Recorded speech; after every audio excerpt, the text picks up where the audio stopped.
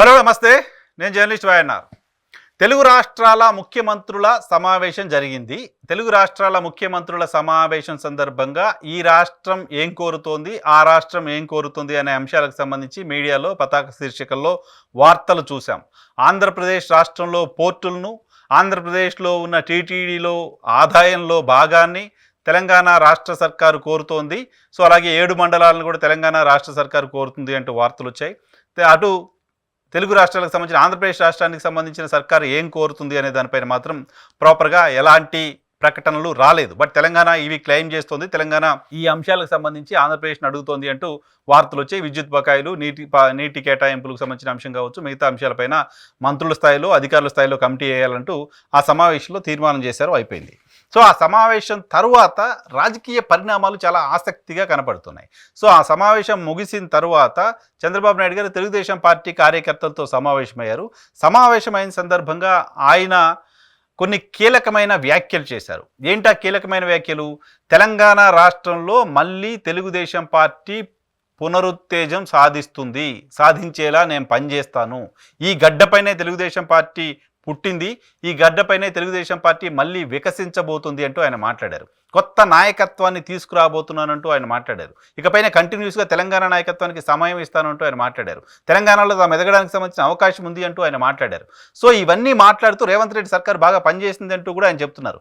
గతంలో తెలుగుదేశం పార్టీ తెలంగాణ నాయకులు ఎవరైనా వెళ్తే రాజకీయపరమైన అంశాలపైన చర్చించడానికి కూడా చంద్రబాబు నాయుడు గారు పెద్దగా ఆసక్తి చూపేవారు కాదు. ఏ స్థాయిలో ఆసక్తి చూపేవారు కాదు అంటే, ఇక్కడ జరిగిన జిహెచ్ఎంసీ ఎన్నికల సందర్భంగా తెలుగుదేశం పార్టీ పోటీ చేయాలనుకున్న పెద్దగా వాళ్ళకు సపోర్ట్ చేయలేదు. పోటీ చేయడానికి సంబంధించిన ఆసక్తిని ఆయన చూపించలేదు. సేమ్ టైం అసెంబ్లీ ఎన్నికల్లో తెలంగాణలో 2023లో జరిగిన అసెంబ్లీ ఎన్నికల్లో తెలుగుదేశం పార్టీ అసలు ఎన్నికల్లో పోటీ చేయొద్దు అంటూ నిర్ణయం తీసుకుంది. పోటీ చేయొద్దు అంటూ ఆ పార్టీ నిర్ణయం తీసుకోవడం చాలా పెద్ద చర్చకు కారణమైంది.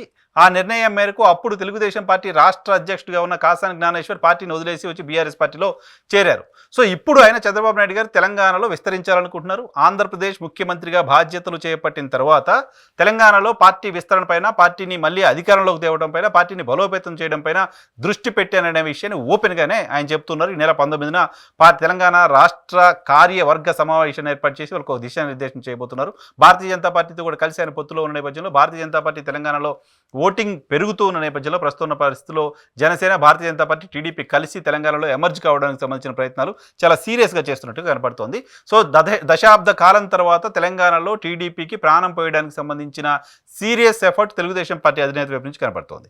ఇక్కడ తెలుగుదేశం పార్టీకి పునరుత్తేజం తేవడం కోసం ఆయన ప్రయత్నం చేస్తుంటే, ఆంధ్రప్రదేశ్లో కాంగ్రెస్ పార్టీకి పునరుత్తేజం తేవడం కోసం రేవంత్ రెడ్డి గారు పనిచేస్తున్నారు. ఆంధ్రప్రదేశ్లో కూడా దశాబ్దం క్రితం వరకు 2014 వరకు అధికారంలో ఉన్న కాంగ్రెస్ పార్టీ గడిచిన 10 ఏళ్ల కాలంలో ఏమాత్రం అక్కడ ప్రజల మద్దతు సాధించలేకపోయింది. ప్రజలు పూర్తిగా తిరస్కరించారు. సో అక్కడ ఏ సభల్లో కూడా కాంగ్రెస్ పార్టీకి సంబంధించిన ప్రాతినిధ్యం లేకుండా పోయింది ఆంధ్రప్రదేశ్ రాష్ట్రంలో. సో ఇప్పుడు ఆంధ్రప్రదేశ్లో కాంగ్రెస్ పార్టీ పునరుత్తేజం కోసం నేను పనిచేస్తానంటూ రేవంత్ రెడ్డి గారు చెప్తున్నారు. రేవంత్ రెడ్డి గారు, చంద్రబాబు నాయుడు గారు తెలుగుదేశం పార్టీకి సంబంధించిన జాతీయ అధ్యక్షుడు, రెండు రాష్ట్రాలకు సంబంధించిన పార్టీ మొత్తం యాక్టివిటీ అంతా ఆయన చూస్తుంటారు. ఆయన ఇక్కడ పార్టీని అధికారంలోకి తేవాలనుకుంటున్నారని చెప్పారు. బట్ రేవంత్ రెడ్డి గారు తెలంగాణ రాష్ట్రానికి సంబంధించిన ముఖ్యమంత్రి. సో ఆంధ్రప్రదేశ్ పిసిసి అధ్యక్షురాలు షర్మిల గారు నిన్న వైఎస్ జయంతికి సంబంధించిన కార్యక్రమాన్ని, 75వ జయంతి ఉత్సవాలకు సంబంధించిన కార్యక్రమానికి అతిథిగా వెళ్ళారు. వెళ్ళిన సందర్భంగా ఆయన అక్కడ మాట్లాడిన మాట, ఆంధ్రప్రదేశ్లో కాంగ్రెస్ పార్టీ బలోపేతం చేయడం కోసం కృషి చేస్తాను. ఆంధ్రప్రదేశ్లో కడపకు ఉప ఎన్నిక వస్తుందంటున్నారు. కడపకు ఉప ఎన్నిక వస్తే గల్లీకి తిరిగి కాంగ్రెస్ పార్టీకి ఓటేయమని నేను అడుగుతాను.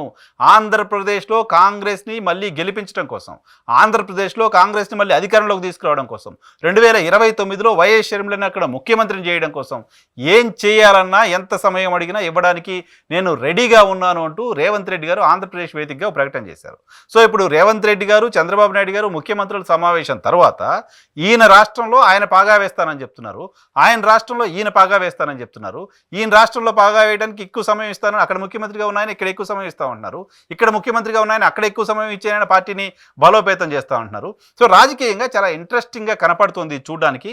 ఆంధ్రప్రదేశ్లో కాంగ్రెస్ పార్టీ కూడా ఈసారి సీరియస్ ఎఫర్ట్ పెట్టడానికి సంబంధించిన ప్రయత్నం చేస్తోంది. వైఎస్ఆర్ పేరుతో వైఎస్ఆర్ కుమారుడు జగన్మోహన్ రెడ్డి అక్కడ పార్టీని నడిపిస్తున్నారు. 5 ఏళ్ళు రూల్ చేశారు. ఆయన పేరుతోటే పార్టీ ఉంది, వైఎస్ఆర్ గారి పేరుతో. పేరుతో.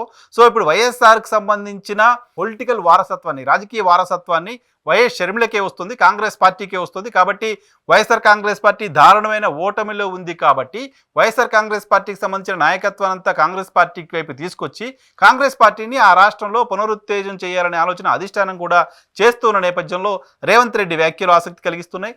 ఇద్దరు తెలుగు రాష్ట్రాలకు సంబంధించిన ముఖ్యమంత్రుల వ్యాఖ్యలు కూడా ఖచ్చితంగా ఆసక్తి కలిగిస్తున్నాయి. అయితే ఆంధ్రప్రదేశ్లో చంద్రబాబు నాయుడు గారికి సంబంధించిన పాలన మొదలై ఇంకా నెల రోజులకు మాత్రమే గడుస్తుంది.